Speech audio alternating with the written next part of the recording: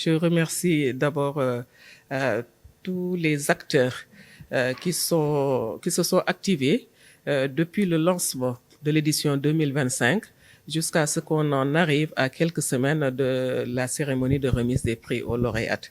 Aujourd'hui, nous nous sommes retrouvés avec le directeur de l'enseignement moyen secondaire général pour installer officiellement le comité d'organisation pour cette cérémonie qui se tiendra lundi 16 juin au Grand Théâtre Doudou Ndiaye Coumba Rose de Dakar.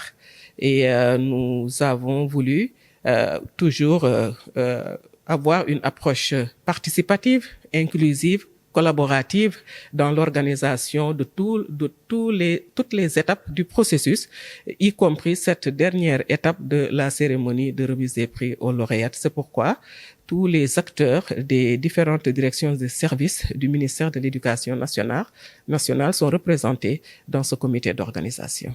Cette année, le thème est les filles dans les sciences, briser les stéréotypes, libérer les talents pour bâtir un Sénégal qui nous ressemble. C'est ce thème-là qui a été choisi et validé par l'autorité et c'est un thème englobant qui nous permet un peu de montrer aussi nos marraines en émulation, en modèle pour créer l'émulation chez les jeunes filles. Et nous avons cette année, je dis nos marraines, on avait l'habitude d'avoir une marraine pour chaque édition. Cette année, nous en avons 3 de profils scientifiques différents. Nous avons une première marraine, elle s'appelle Aïssatou Kane, Madame Aïssatou Kane, qui était la première Miss Science du concours Miss Mathématiques Miss Science. Elle fut Miss Science en 2011. Aujourd'hui, elle est ingénieure des télécommunications, en télécommunications et en informatique. Elle est marraine de cette édition. La deuxième, elle s'appelle Madame Aram Tal. Elle est spécialiste senior de l'environnement. Elle tient le portefeuille environnement du Sénégal à la Banque mondiale. Nous avons aussi Salma Silla, Madame Salma Silla, qui est la première, voire la seule astrophysicienne du Sénégal. Nous avons donc ces 3 profils-là pour être les marraines de l'édition 2025.